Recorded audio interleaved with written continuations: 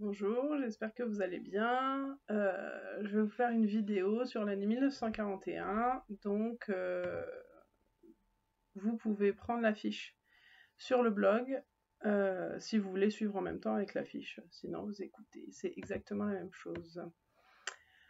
Alors, en 1900, donc vous vous rappelez, 1940, le maréchal Pétain a signé l'armistice avec l'Allemagne. Donc, officiellement, on n'est plus en guerre, mais la France est divisée en deux parties. La zone occupée au nord, qui est occupée par les Allemands, et la zone libre au sud, qui est donc libre et donc gérée encore par, plus ou moins par le gouvernement français, qui s'est installé à Vichy, dans le sud, dans le centre-sud de la France. Alors, en 1941, il y a la guerre en Afrique. Donc, il y a un port, il y a le canal de Suez qui est en Égypte, et donc c'est un accès à l'eau, un accès à la mer. Et les Italiens veulent récupérer cet accès à la mer. Les Italiens qui sont du côté de l'Allemagne. Hein. Donc les Britanniques ils veulent pas, donc ils les repoussent à Tobruk, une ville. Vous regardez sur la carte en même temps. N'hésitez pas à l'agrandir si vous avez la feuille parce qu'elle est assez petite. Donc le but, voilà, ça va être d'avoir cet accès à la mer. Donc en gros, ça va être, chaque camp va essayer de le reprendre à un moment donné. Donc les Alliés vont prendre la ville de Tobruk le 12 janvier. Après, les Italiens sont toujours en place et Hitler va créer une armée spéciale, l'Afrika Korps, pour aider les Italiens à récupérer cette ville de Tobruk et l'accès à la mer. L'Afrika Korps, ça va être le général Rommel qui va diriger cette armée. Et en fait, il n'a pas reçu, quand il va attaquer, le 12 février à Tripoli, il n'a pas son matériel. Donc ce qu'il va faire, on l'a appelé le renard du désert parce qu'en fait il a fait fabriquer de faux chars en bois pour faire croire qu'il était équipé. Alors qu'en fait il n'y avait rien, enfin les chars pouvaient pas tirer tout ça, mais ça a marché. Donc c'est appelé la guerre du désert. Donc en gros, ça va être sans cesse repris par les ennemis, les alliés, les ennemis, les alliés, etc. Jusqu'à ce que, au final, les Alliés lancent une opération qui va s'appeler Crusader et ils vont libérer ce port. Et donc, à ce moment-là, Rommel et l'Afrika Korps vont se retirer, mais il pensera déjà à sa revanche et il reprendra Tobruk en 1942. On a aussi l'ouverture du front à l'Est. Alors, au début de la guerre, Hitler a signé un pacte de non-agression avec l'URSS, qui est donc, en gros, c'est la Russie. Avant la guerre, ils ont signé ce pacte de ne pas se faire la guerre. Ces deux pays-là ne devaient pas se faire la guerre. Mais Hitler n'en a finalement plus rien à faire de ce pacte. Et il va attaquer l'URSS le 22 juin 1941 avec l'opération qui va s'appeler Barbarossa. Le but, ça va être de prendre 3 villes importantes. Leningrad, donc qui est au nord de l'URSS. Pareil, là, si vous avez la feuille sous les yeux, il y a la carte et vous voyez bien que Leningrad est au nord. Moscou, c'est la capitale, elle est plus au centre. Et ensuite, là, Kiev, qui est en dessous, qui est au sud. Et ils veulent prendre donc ces 3 grandes villes du RSS en 4 mois. Donc ils y vont, hein, 3 millions de soldats, 4000 chars, 3000 avions. Et on y va, coucou c'est nous, on débarque sans prévenir, alors qu'on avait signé ce pacte de ne pas s'attaquer et de se laisser tranquille. Donc Hitler reprend le principe du Blitz, comme il avait fait à Londres, il bombarde énormément. Et donc en plus, il y a l'armée allemande est divisée en 3 groupes, puisqu'il y en a une qui part à Leningrad, une qui part à Moscou et une qui part à Kiev. Donc il progresse vite. Le 15 septembre, il commence le siège, le groupe Nord, donc ceux pour Leningrad, ils commencent le siège de Leningrad et ça va durer 872 jours. Donc c'est plus de 2 ans, hein, bien plus de 2 ans. Ensuite, le groupe d'armée sud va prendre Kiev, donc au sud, le 19 septembre. Et le 2 octobre, il y a le 3e groupe qui s'approche de Moscou. Le problème, c'est que c'est la saison des pluies à cette époque-là en URSS. Et donc ça perturbe un petit peu les troupes allemandes. Les Russes, à ce moment-là, bon, ils sont habitués au climat et ils vont en profiter justement pour réorganiser leur défense. Il y a 250 000 femmes et adolescents qui vont construire des tranchées autour de la ville pour un petit peu faire comme un peu au temps des châteaux forts, là, protéger la ville en creusant ces tranchées.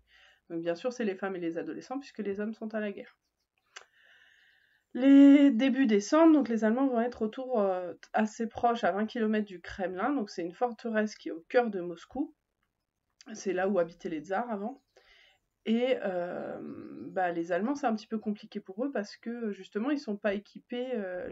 Un hiver russe, c'est pas la même chose qu'un hiver allemand et ils sont pas équipés pour ça. Ils ont faim aussi et le ravitaillement il se fait mal et les Russes, pour se protéger, ils appliquent la politique de la terre brûlée. Donc en fait, ils détruisent toutes les récoltes, toutes les usines qu'ils ont qui pourraient ravitailler, qui pourraient les ravitailler eux, mais qui pourraient ravitailler aussi l'ennemi. Donc ils détruisent tout. Comme ça, les Allemands ne peuvent rien prendre. Donc ça les pénalise eux aussi, les Russes, puisque du coup, ils n'ont rien eux non plus. Du coup, ils ne peuvent pas se battre dans ces conditions-là. Donc les Allemands vont arrêter leur offensive le 6 décembre. Et les Russes vont contre-attaquer et vont repousser les Allemands loin de Moscou. Donc c'est une victoire de l'Est et donc une défaite allemande. Donc bien sûr, à ce moment-là, la Russie n'a pas dit son dernier mot et va pas, elle s'est quand même fait attaquer par les Allemands, donc elle va pas se laisser faire. Alors en 1941, donc on n'est plus en guerre. Je vous rappelle que le maréchal Pétain collaborait avec Hitler, donc il partageait un petit peu les idées d'Hitler. Donc il y a la vie des écoliers français qui va changer. D'accord. Déjà, la journée d'école commence par écrire au tableau la nouvelle devise de la France. Donc avant, c'était liberté, égalité, fraternité. Et le maréchal Pétain, il a remplacé cette devise par travail, famille, patrie. Donc c'est vraiment l'idée que l'important c'est notre pays, on donne tout à notre pays, on travaille. Donc c'est un petit peu l'esprit déjà aussi d'Hitler sur le renforcement, notre pays c'est le mieux, quoi. Le maréchal va changer les programmes scolaires, forcément les livres d'histoire, puisque dans les livres d'histoire on a parlé de la Première Guerre mondiale. Les Allemands étaient nos ennemis, donc forcément on n'a pas mis des choses très cool à leur sujet dans les manuels. Donc on va les changer et on va supprimer tous les textes qui vont être anti-allemands. Il veut aussi que les écoliers français fassent plus de travaux manuels, qu'ils apprennent la couture, le jardinage, etc. et plus de sport. On va ajouter aussi de nouvelles fêtes au calendrier, la fête des mères. Donc la fête des mères avant n'existait pas. Elle était célébrée en Allemagne.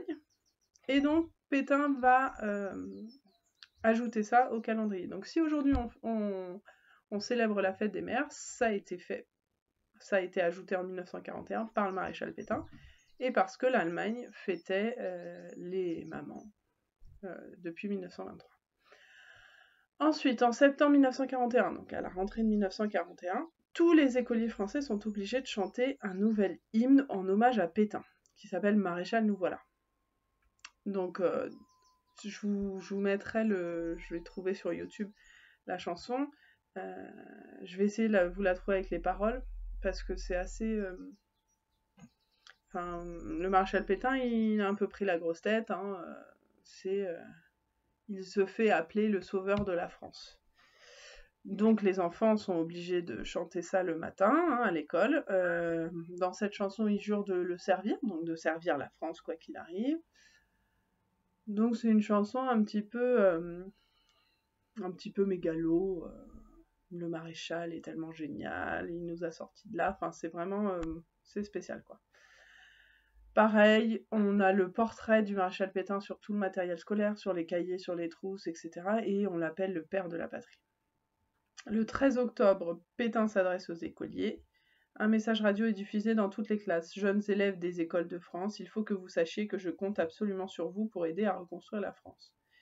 Tellement ceux qui vont devoir reconstruire la France, une fois que la guerre sera finie, ça va être les jeunes générations. Donc il veut déjà les mettre un petit peu comme Hitler avec les jeunesses hitlériennes, où on entraînait les enfants. Là, on avait lu, vous avez lu un texte où en gros le but c'était de former les nouvelles générations et pas leur demander de penser, vraiment tout donner au pays, tout ça. Le maréchal Pétain, là, il est en train de faire un truc un petit peu similaire en France. Donc voilà sur l'année 1941, donc la guerre en Afrique pour avoir cet accès à la mer, l'ouverture du front à l'est et l'attaque des armées allemandes en URSS alors qu'il y avait un pacte de non-agression, donc Hitler passe outre sa promesse, et puis la vie des écoliers français change puisque la France a arrêté la guerre et collabore avec l'Allemagne. Voilà pour l'année 1941 et on se retrouve bientôt pour l'année 1942. Bonne journée.